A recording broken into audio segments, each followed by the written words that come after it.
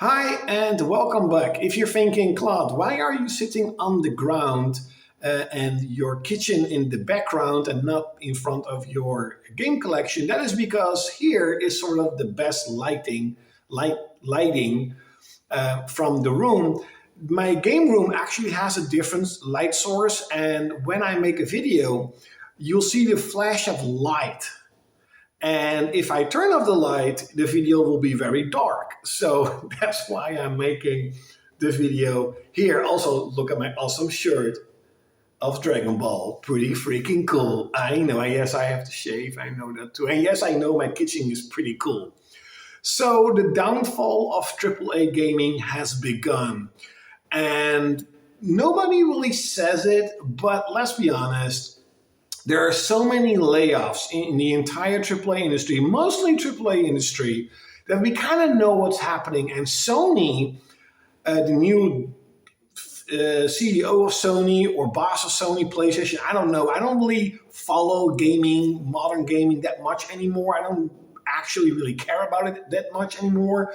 But he basically said in an interview that traditional AAA games, like we know it, like God of War, Ragnarok, Spider-Man, Spider-Man 2, they're not financially sustainable anymore. These games just cost too much. And I've been hearing rumors that, for example, Horizon Forbidden West cost 300 million to make. 300 fucking million to make. And did they get their money back? I don't know, maybe, probably, but the thing is, they want a continued stream of revenue. Of course, every company wants that. So, what will they do, or what are they doing, especially Ubisoft and stuff, is microtransactions, is DLCs, is making the games as a live service. A couple of days ago, Warner Brothers said that they are going to up their game in terms of live service games and are dumping down in terms of traditional AAA games. Even though their most failed project, Suicide Squad, is a complete failure, and the best-selling game of last year was Hogwarts Legacy, a traditional AAA game from Warner Brothers. It's what? That's so weird. But I know what they mean, because let's be honest, in the back of the CEO minds, they're like, the game is selling really well. Sadly, we didn't microtransaction it. Sadly, we didn't make the game as a live service. Sadly, we didn't make huge amount of really overpriced DLCs. And that is the future of AAA games. Overpriced DLCs, microtransactions, and as Sony has said too, making more games as a live service, trying to keep players engaged in one of their games and keep spending money. I think the prime example of live game as a live service is, of course, Fortnite, because Fortnite is actually a pretty fun game for a round or two without building. I don't like the building. It's a fun game if you play with friends, a round or two or three. I understand, it's fun. But some people are so obsessed with the game, they buy these season packs or whatever how you want to call them, these V-Bucks. They're called V-Bucks, and just for a outfit or looking different or whatever, a different way to travel, or your gun looks cooler than the other guy's gun. And that is how Fortnite is making a shit ton of money. And it has been throughout years and years and maybe years to come.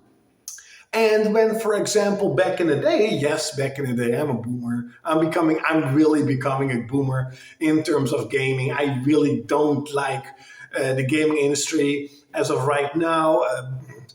I don't really care. I don't really care about it anymore, to be really honest. To a point where today I was at work and, I was just thinking to myself, and I'm actually thinking, why am I actually still collecting video games? What is the point of collecting video games?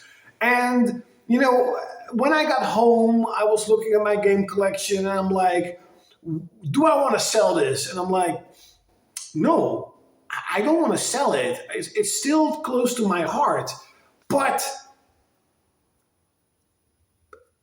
I don't want to really collect modern games anymore. Like Final Fantasy VII Remake Rebirth is amazing. I'm having a blast playing that game, but I don't know. I could just buy the digital version and have basically the same experience. My PlayStation 1 or this GameCube that I'm looking at right now will probably outlive the PS5, generally speaking. I think in 10, 20 years' time, we're going to see a massive amount of PS5s dying and nobody can actually repair them, or it's going to be super expensive.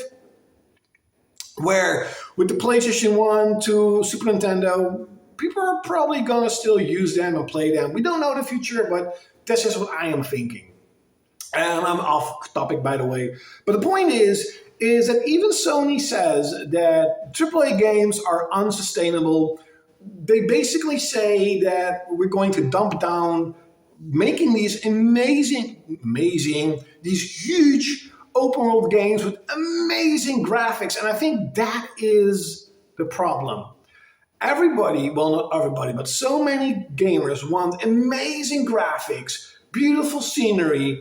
I mean, Horizon Forbidden West looks absolutely amazing. However, I think in terms of gameplay, that Breath of the Wild, because I haven't played Tears of the Kingdom yet, but Breath of the Wild is a more fun game to play. Yes, it looks 20 times worse than Forbidden West, but it's more fun to play. There's more interaction between the worlds. You feel more that you are in this world. Where with Horizon Forbidden West, you're walking around, and what can you actually do? Seriously, what can you actually do in the game? Nothing. Basically nothing. And I always give a really prime example with Assassin's Creed Odyssey, where you have this amazing, beautiful world and these cities and even a war, but what can you actually do? Nothing. Can you interact with? No, you cannot do anything.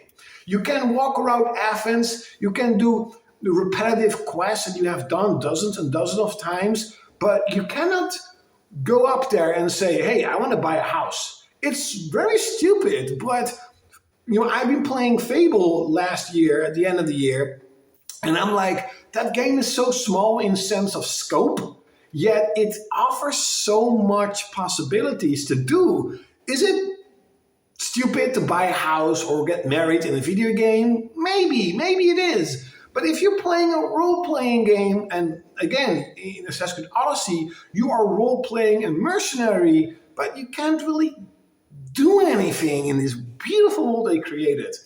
And especially when we're talking about graphics, I think, my personal opinion, that PS4, if they just keep the graphics that the PS4 had, or PS4 Pro had, it doesn't matter, 1080p, whatever, and just make the game more fun to play. I don't know. Keep the costs down and don't really go on to, the best graphics ever. I mean, look at these amazing graphics. Yes, look at these amazing graphics, but it costs $500 million to make. You cannot get that money back traditionally, so you're going to fuck up the gaming industry, at least AAA industry, and you're going to microtransaction, DLCs, and trust me on this, we are going to see many AAA games as a live service that it's basically unplayable without the internet connection. You're going to be season passes, battle passes, whatever the fuck what. And they're going to be very expensive because they want to get their money back. Everybody is looking for the new Fortnite. Everybody is looking for the new Genshin Impact. And I don't want anything of it. I don't want nothing of it. I think in that regard, the indie scene is the only scene that I'm still interested in. And the Japanese stuff. But we are already hearing sort of little rumors that Final Fantasy VII Rebirth, at least in Japan, bombed. It sold less than Final Fantasy 16. How the fuck is that happening? The game is way better than Final Fantasy 16. And, we're hearing a little bit of rumors, at least I am hearing a little bit of rumors that the game actually didn't sell that much. So PC is another factor where Sony basically said we are going to port more games to PC, maybe even day one. They didn't say it, but I'm just saying they're probably thinking about it because PC is a extremely large market, a huge market, maybe even bigger than consoles nowadays, and they want a piece of it. So in a few years, we may get day one, PC and PlayStation 5 or PS6 releases. Then what is the point of having a console anymore? That is basically what a lot of gamers say about Xbox. And I am like, what's actually the point of having a PS5 when I can just, spend $500 more, get a PC, and I can play a huge amount of games. And at the end of the line, physical games for PS5 and especially in the near future are nothing. They're worth nothing. They're nothing. If you don't have an internet connection, it doesn't work. If your PS5 dies in 10 years, well, good luck repairing it yourself, or good luck trying to find a reasonable price to repair your system. Such a huge amount of games need internet connection, have patches, DLCs, and we're not talking about 10 gigabyte patches. We're talking about 40, 60, 80 gigabyte patches. Well, good luck playing Cyberpunk when the internet is offline or whatever. And it doesn't matter if it's going to be 10 years or 15 years. And you can definitely say, Claude, you will be very old back then. Yes, I'll be very old back then, but hopefully I won't be dead. And as I said in the beginning of this video, my PlayStation 1, I predict that my PlayStation 1 will outlive all the modern Fortnite stuff, Diablo 4 stuff, all that life as a service crap, Skull and Bones crap, Suicide Squad crap. My PS1, my Final Fantasy 7 is going to outlive them all. And, there's no point to it, but just to me personally, I am completely done with modern gaming.